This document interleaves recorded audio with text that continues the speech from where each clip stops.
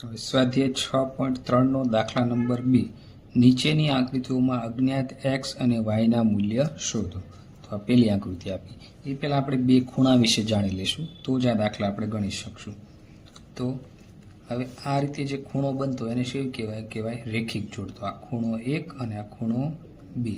તો આ ખૂણાને કહેવાય રેખિક કોણ કહેવાય. કેવા કહેવાય? રેખિક કોણ. હવે રેખિક કોણના બે ખૂણા હોય એનો સરવાળો 180 થાય. તો ખૂણો 1 વત્તા ખૂણો 2 બરાબર કેટલા થવા જોઈએ? 180 અંશ થવા જોઈએ. બીજો એક ખૂણો છે યુગ્મ કોણ. યુગ્મ કોણ એટલે શું? સોકડી. શું થાય? સોકડી. તો આમાં સામસામેના ખૂણાના માપ સમાન હોય. તો આ ખૂણો અને આ ખૂણો આ બેના માપ સમાન હશે. બાકી આ બે ખૂણા છે એના માપે કેવા હશે? સમાન. તો આ 1 2 3 અને 4 આપણે નામ આપી દઈએ. તો ખૂણા 1નું જેટલું માપ હશે એનો સામેનો ખૂણો કયો હશે? 3. એનું માપ એ સમાન હશે. પછી ખૂણો 2નું જેટલું માપ હશે એટલું જ ખૂણો કયો હશે? ખૂણો 4 હશે. તો આ કયા કોણ છે?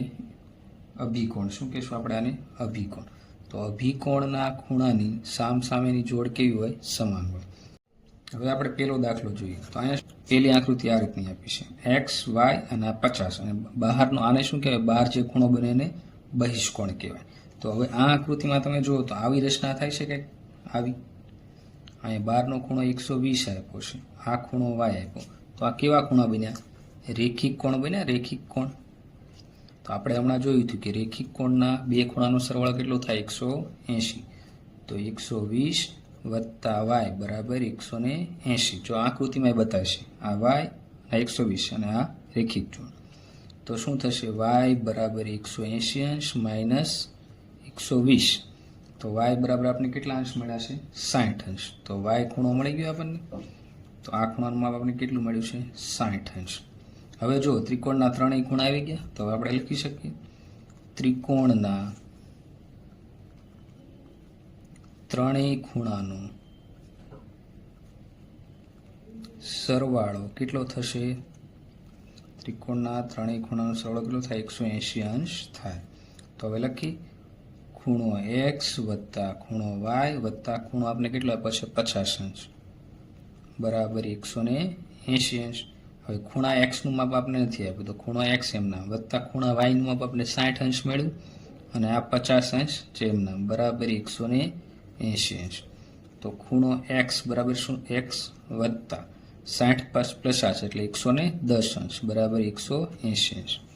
હવે ખૂણો x બરાબર શું થશે? 180 માઇનસ 110. આ જે પ્લસ 110 હતા એ સામેની સાઈડ જાય એટલે માઇનસ. તો ખૂણો x બરાબર આપણે કેટલા મળ્યા? 70 અંશ. કેટલા મળ્યા? 70 અંશ. હવે આકૃતિ નંબર 2 એમાં શું કીધું છે? જો આ ખૂણો x y અને બીજો ખૂણો 50 માં આપ્યો છે અને બહારનો બહિષ્કોણ છે કેટલો છે? 80. તો અહીંયા જો ચોકડી જેવી રચના થાય છે. તો આને શું કહેવાય? અભિકોણ. તો આપણે બીજી આકૃતિ એની આપણે ડાયાગ્રામ થોડુંક દોરી લઈએ. તો આવી રચના થઈ. તો આ કેટલો? 80 અંશ. હવે આ કયો ખૂણો થયો? કહેવાય અભિકોણ. હવે અભિકોણના સામસામેના ખૂણા કેવા હોય? સમાન હોય. તો આપણે લખી શકીએ x y બરાબર 80 અંશ. કારણ શું લખશું? અભિકોણ. શું લખશું? અભિકોણ. અભિકોણ છે એટલે સામસામેના ખૂણા સમાન થાય. તો આ 80 છે તો આ ખૂણો કેટલો થશે? 80. હવે તો આપને ખબર જ છે કે ત્રિકોણના ત્રણેય ખૂણાનો સરવાળો કેટલો અંશ થશે? 180 અંશ થાય. રેડી? તો હવે લખશું ખૂણો x વત્તા ખૂણો y વત્તા આપણે 50 અંશ આપ્યો છે એ બરાબર 180 અંશ.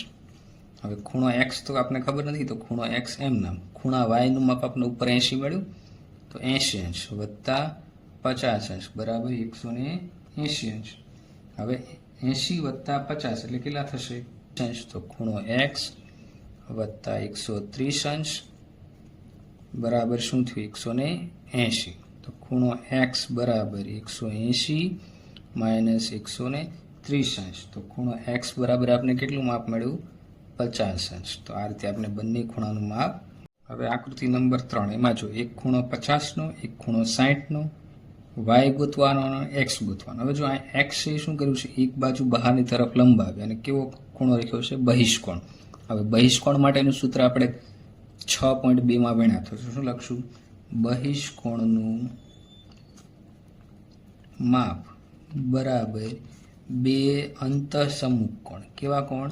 અંતઃસમુખ કોણના માપનો સરવાળો. આવું આપણે ભણ્યા હતા. હવે જો અંતઃસમુખ કોણ કયા થશે? આ બે શું થશે? અંતઃસમુખ કોણ થશે. કેવા કોણ થશે? અંતઃસમુખ કોણ. હવે જો બહિષ્કોણ કયો છે આપણે? બહારની તરફ એક્સ, તો એક્સ લખ્યો અને બે ખૂણા અંતઃસમુખ કોણ 50 અંશ વત્તા 60 અંશ. તો એક્સ બરાબર આપણે કેટલા મળ્યા? 110 અંશ. પહેલા ખૂણાનું માપ મળી ગયું. હવે આપણે બીજું શું કરશું? જો બીજી આકૃતિ કેવી બને છે? આ રીતે બને છે, આમ અને આમ. તો આ કઈ જોડ થઈ? રેખિક જોડ થઈ. તો આપણે લખી શકીએ. જો અહીંયા હું ડ્રો કરીને બતાવું છું. અહીંયા આપણે ખૂણો એક્સ આપ્યો, અહીંયા ખૂણો વાય. હવે એક્સનું માપ તો આપણને 110 મળી ગયું છે. હવે આપણે આગળ ભણ્યા થાય કે રેખિક જોડના ખૂણાનો સરવાળો કેટલો થાય? 180. તેથી 110 વત્તા ખૂણો વાય બરાબર કેટલા થશે? 180 અંશ. કારણ શું લખશું આપણે? રેખિક જોડ. શું લખશું? રેખિક જોડ. આ કાઉન્સમાં લખવું ફરજિયાત છે. તો વાય બરાબર શું થશે? 180 અંશ માઇનસ 110 અંશ. તો વાય બરાબર આપણે કેટલા અંશ મળ્યા? 70 અંશ. તો આ એક્સ અને વાય બંને ખૂણાનું માપ મળ્યું. એક્સ 110 અને વાય કેટલો મળ્યો? 70 અંશ. હવે આકૃતિ નંબર 4. તો આમાં શું આપ્યું છે? ખૂણો એક્સ વાય અને બીજો ખૂણો કેટલો આપ્યો છે? 30 અંશ. અને બહારનો બહિષ્કોણ કેટલો આપ્યો છે? 60. હવે જો અહીંયા સોકડી જેવી રચના થાય છે તો આ કયા ખૂણા કહેવાય? અભિકોણ. તો શું લખશું આપણે? એક્સ બરાબર શું થશે? 60 અંશ. કારણ કે અભિકોણની જોડ કેવી હોય? સમાન. એટલે આ ખૂણો જેટલો હોય એટલો જ ખૂણો સામેનો હોય. તો આપણે શું લખશું? અભિકોણની જોડ. સમજાણું? 60 અંશ હશે એટલો જ એક્સ હશે, કારણ કે અભિકોણના સામસામેના ખૂણા કેવા હોય? સમાન હોય. હવે આ આપને કેટલો મળી ગયો? 60 અંશ. હવે આપણે લખશું ત્રિકોણના ત્રણેય ખૂણાનો સરવાળો કેટલો થાય? ખૂણાનો સરવાળો 180 અંશ થાય.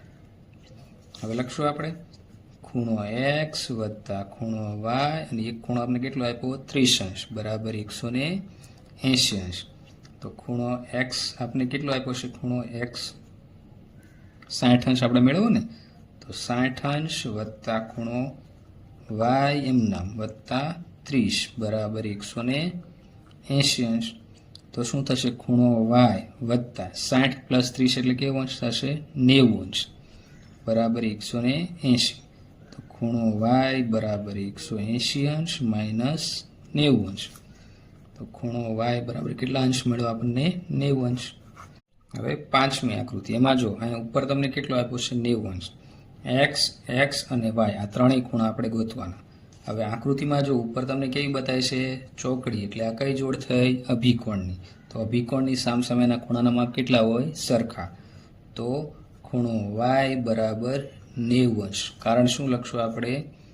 અભિકોણની જોડ. શું લખશું? અભિકોણની જોડ. કારણ કે અભિકોણના સામસામેના ખૂણા કેટલા હોય? સમાન હોય. આ 90 તેનો સામેનો પણ 90. હવે લખશું આપણે ત્રિકોણના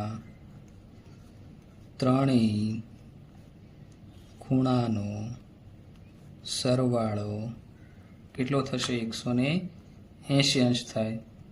હવે જો આપને તો 90 અંશ મળી ગયો વાય, કેમ કે સામસામે ખૂણા સમાન. તો ખૂણો એક્સ વત્તા ખૂણો વાય વત્તા ત્રીજો ખૂણો એક્સ બરાબર 180 અંશ. હવે એક્સ એક્સ એટલે કેટલા થશે? 2x. વાયની કિંમત આપણે કેટલી આપી છે? 90 અંશ એમના બરાબર 180 અંશ. તો 2x બરાબર કેટલા થશે? 180 અંશ માઇનસ 90 અંશ. તો 2x બરાબર 180 માંથી 90 કાઢશું એટલે કેટલા અંશ મળશે? 90 અંશ. હવે x આરે બગડો ગુણાકારમાં, એ ક્યાં જશે? ભાગાકારમાં. તો 90 અંશ ભાગ્યા 2. હવે 90 ની જગ્યાએ આપણે આવું લખીએ કે 45 ગુણ્યા 2. 45 દુ કેટલા થશે? 90. તો આ બગડો બગડો વયો રહ્યો. તો x બરાબર કેટલા અંશ મળ્યા? 45 અંશ. તો ખૂણા બંને x માપશે. ખૂણો આનું માપે 45 અંશ, આનું માપે 45 અંશ, અને આ તો આપણે 90 મળેલો જ છે. હવે 6થો દાખલો. આ દાખલો બધા કરતા સરસ છે. જો અહીંયા ચોકડી રચના તો આ કેવી થઈ? અભિકોણ થઈ. અહીંયા ચોકડીની રચના એટલે આ અભિકોણ થયું. અહીંયા ચોકડીની રચના એટલે આ અભિકોણ થયું. તો એક્સ ખૂણો હશે એટલો જ તે ખૂણો અહીંયા હશે. આ એક્સ એટલે એટલો જ ખૂણો અહીંયા હશે. અને આ તો આપણે વાય આપેલો છે, તો આપણે સરળતા ખાતર બધાને વાય આપશું. તો અહીંયા શું નામ આપીએ? વાય. અહીંયા શું નામ આપશું? વાય. તો શું લખશું? અહીં ખૂણો એક્સ બરાબર ખૂણો વાય બધી જગ્યાએ, ત્રણેય જગ્યાએ. કારણ શું લખશું? અભિકોણની જોડ. શું લખશું? અભિકોણની જોડ. હવે આપણે લખશું કે ત્રિકોણના ત્રણેય ખૂણાના, હવે ત્રણેય ખૂણા મળી ગયા. ત્રિકોણના ત્રણેય ખૂણાનો સરવાળો 180 અંશ થાય. હવે શું લખશું? ખૂણો વાય. જો અંદરના ખૂણા બધા આપણે વાય વાય થઈ ગયા, વાય વાય અને વાય. તો ખૂણો વાય વાય વત્તા ખૂણો વાય બરાબર 180 અંશ. એટલે ત્રણેય વાય એટલે શું થશે? 3y બરાબર 180. હવે વાય સાથે 3 ગુણાકારમાં, એ ક્યાં જશે? ભાગાકારમાં. તો 180 ભાગ્યા 3. હવે 60 તેરી કેટલા થાય? 180. તો 3 3 ગયા. તો વાય બરાબર કેટલા મળ્યા આપણને? 60. તો દરેક વાય ખૂણાનું માપ અહીંયા કેટલા થશે? 60 60 અને 60. તો વાય બરાબર કેટલા અંશ મળ્યા આપણને? 60 અંશ.